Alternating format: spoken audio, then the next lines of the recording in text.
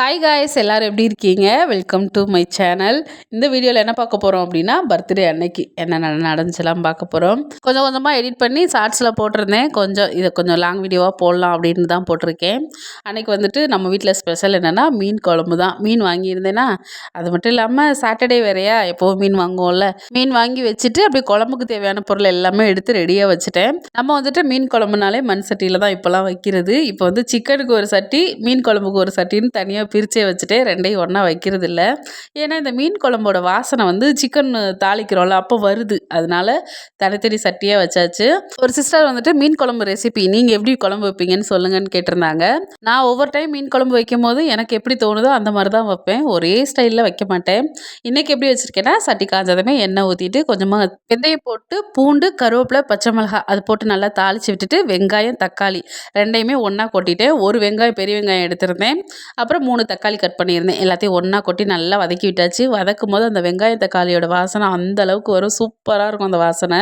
தக்காளி வெங்காயம் நல்லா வதங்கி வந்ததுக்கு அப்புறமா நம்ம குழம்பு மிளகாத்தூள் வச்சுருக்கோம்ல, அதை தேவையான அளவு போட்டு கொஞ்சமாக மஞ்சத்தூள், உப்பு எல்லாம் மிக்ஸ் பண்ணிவிட்டு நல்லா கிண்டி விட்டுறணும். ஒரு மாதிரி அந்த பச்சை ஸ்மெல் போகிற அளவுக்கு அந்த மாதிரி நம்ம மிளகாப்பொடியை எண்ணெயில் நல்லா வதக்கிட்டு வச்சோன்னா குழம்பு ரெடிஷாக இருக்கும், டேஸ்ட்டாகவும் இருக்கும். எண்ணெயில் மிளகாத்தூள் நல்லா அந்த பச்சை வாசனை போனதுக்கப்புறமா கொஞ்சமாக தண்ணி ஊற்றி அதை நல்லா கொதிக்க விடணும். கொஞ்சமாக தண்ணி ஊற்றி கொதிக்க விட்டு அந்த எண்ணெய் பிரிஞ்சு வரும்போது தான் நம்ம புளி தண்ணியை கரைச்சி சேர்க்கணும்.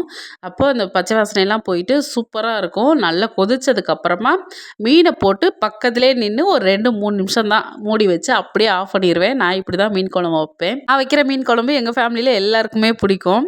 புளி தண்ணிலாம் சேர்த்துட்டு நம்ம உப்பு காரம் பார்ப்போம்ல குழம்புல, அப்போ வந்து எல்லாம் கரெக்டாக இருக்கணும். இல்லைன்னா அப்போவே வந்துட்டு உப்பு இல்லைன்னா கொஞ்சமாக புளி தேவைப்படுது, அந்த மாதிரி அப்போவே சேர்த்துட்டோன்னா தான் குழம்பு நல்லாயிருக்கும். கொதிச்சதுக்கப்புறம் சேர்த்தோன்னா அதோட ஸ்மெல்லு தான் வரும். மிளகாத்தூள் அந்த புளியோட ஸ்மெல்லு தான் வரும். அதை மட்டும் கொஞ்சம் பார்த்துக்கோங்க.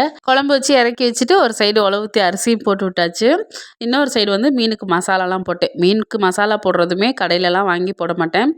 குழம்பு தூளை போட்டுட்டு கொஞ்சமாக உப்பு மட்டும்தான் சேர்ப்பேன். அதுக்கப்புறம் கொஞ்சமாக புளி தண்ணி சேர்த்து கொஞ்சம் நல்லா மீனை மிக்ஸ் பண்ணிவிட்டு 1 மணி நேரம் ஊற விட்டுட்டு அதுக்கப்புறமா வறுத்தோன்னா மீன் நல்லா டேஸ்ட்டாகவும் இருக்கும், வாசனையாகவும் இருக்கும். நான் மீன் வறுக்கும் போதே ஒரு மீனை டேஸ்ட் பார்க்குறேன்னே காலி பண்ணிட்டேன். வீட்டுக்கு யார் வருவாங்கன்ற ஐடியாவே இல்லையா, அதனால் எங்களுக்கு மட்டும் மீன் வறுத்து வச்சுருந்தேன். அதுக்கப்புறம் சாப்பாடும் எங்களுக்கு மட்டும் தான் வச்சுருந்தேன். அப்புறம் பார்த்தா அத்தை பொண்ணு வந்துட்டாங்க, தங்கச்சி வீட்டுக்காரெலாம் வந்துட்டாங்களா. வந்ததுமே கடகடன்னு அவங்களுக்கு தனியாக சாப்பாடு வச்சுட்டு மீனும் ஒரு சைடு வறுத்து விட்டாச்சு. கொஞ்சம் எக்ஸ்ட்ரா மீன் ஃப்ரிட்ஜில் எடுத்து வச்சுருந்தேன்னா அதையும் வறுத்து வச்சாச்சு. வரும்போதே காளான் வாங்கிட்டு வந்திருந்தாங்க. நல்லா டேஸ்ட்டாக சூடாக இருந்துச்சு. அப்படியே உட்காந்து எல்லோரும் ஒன்றா சாப்பிட்டுட்டு கொஞ்சம் நேரம் அப்படியே பேசிகிட்டு இருந்தோமா, இனியப்பா கேக்கோடு வந்துட்டார். அதுக்கப்புறமா சரி தலைவாரி கொஞ்சம் கிளம்புங்க, கேக் கட் பண்ணலாம் அப்படின்ட்டு தேவி தான் எனக்கு கொஞ்சம் மாடல் ஜடையெல்லாம் போட்டு விட்டா. இந்த மாதிரி நான் போட்டதே கிடையாது, எனக்கு போட தெரியாது. யாருன்னா போட்டு விட்டால் போட்டுக்குவேன். அதுக்கப்புறம் தேவி வந்து பீஸா ஆர்டர் போட்டிருந்தா நம்ம அட்ரஸ்க்கு. அதுவுமே வந்துச்சா. என் குட்டீஸோட டான்ஸை பாருங்களேன். ஏன்னா அவங்க என்கிட்ட கேட்டுகிட்டே இருப்பாங்க, எங்களுக்கு பீஸா வாங்கி கொடுங்கம்மா அப்படின்னு டிவியில் பார்த்துட்டு. ஆனால் எனக்கு இஷ்டம் இல்லை, ஏன்னா வாங்கி சாப்பிடாம போயிட்டாங்க. ஏன்னா நமக்கும் அது பிடிக்காது, இது வரைக்கும் சாப்பிட்டதும் இல்லை, டேஸ்ட் எப்படி இருக்குன்னு தெரியாது, அதை வாங்கி கொடுத்து வீணாயிருமே அப்படின்றதுனால தான் போடுறது கிடையாது. நானும் நினச்சிட்டு இருந்தேன் இனியாப்பா வீட்டில் இருக்கும்போது ஒரு நாளைக்கு போட்டு கொடுப்போம் அப்படின்ட்டு. அதுக்குள்ளே தேவிட்ட ஒரு நாள் சொல்லியிருந்தேன், அதனால் இன்றைக்கி ஆர்டர் போட்டு வாங்கிட்டா. அதுக்கப்புறம் தங்கச்சி எனக்கு பிடிச்ச ஜாதி முல்லைப்பூ தான் வாங்கிட்டு வந்திருந்தாளா. என்ன தான் தங்கச்சி வாங்கிட்டு வந்திருந்தாலும் எங்கள் வீட்டுக்காரர் தான் வச்சு விடணும் அப்படின்னு நின்னேன். அதோட அதையும் வச்சு விட்டாரு. இப்போவும் பூவெல்லாம் வச்சு விடுவார். இன்றைக்கி என்னமோ எல்லாரும் இருக்கும்போது கொஞ்சம் ஷையாக ஃபீல் பண்ணார். சிரிச்சுக்கிட்டே இருந்தார் பூ வைக்கிற வரைக்குமே. ரொம்ப அழகாக இருந்துச்சு. அதுவும் நான் வீடியோவில் பார்த்து தான் அவரோட அந்த மூமெண்ட்லாம் தெரிஞ்சுட்டேன். அதுக்கப்புறம் கேக்லாம் ரெடி பண்ணிவிட்டு என்னத்தை சேர்லலாம் போட்டு குட்டி குழந்தைக்கு மாதிரி வெட்டினோம், நின்றுட்டே வெட்டிக்கலான்ட்டு 2 பேர் கேக் இந்த சைடு பிடிச்சிக்கிட்டாங்க. நானும் கட் பண்ணேன். கட் பண்ணும்போது நீங்களும் ஒரு கை பிடிங்க அப்படின்னு கூப்பிட்டுட்டு இருந்தேன் இனியாப்பாவை. ஆல்ரெடி சொல்லியிருப்பேன், நான் கல்யாணத்துக்கு அப்புறம் தான் இனியாப்பா தான் எனக்கு பர்த்டேன்னு தெரிஞ்சு கேக்லாம் வாங்கிட்டு வந்து கட் பண்ண சொல்லுவாங்க. அதுக்கப்புறத்துலேருந்து தான் நான் கேக் கட் பண்ணியிருக்கேன். ஒவ்வொரு வருஷமே எனக்கு ரொம்ப ஸ்பெஷலாக மாறிக்கிட்டே இருக்கும். ஒவ்வொரு வருஷம் கேக் கட் பண்ணும் போதுமே அதே மாதிரி இந்த வருஷம் வந்து ரொம்ப ரொம்ப ஸ்பெஷலாக இருந்துச்சு. ஒரு பக்கம் அத்தை பொண்ணுங்க 2 பேரும் சொல்லாமல் வந்தது. அப்புறம் தங்கச்சி வீட்டுக்காரெலாம் வந்தது. அப்புறம் இனியாப்போட கிஃப்ட்டுன்னு எல்லாமே ஸ்பெஷலாக சூப்பராக இருந்துச்சு. எனக்கு ரொம்பவே ஜாலியாக இருந்துச்சு. பரவாயில்லையே, குட்டி பிள்ளை மாதிரி நமக்கு எல்லாம் பண்ணுறாங்களே அப்படின்ட்டு.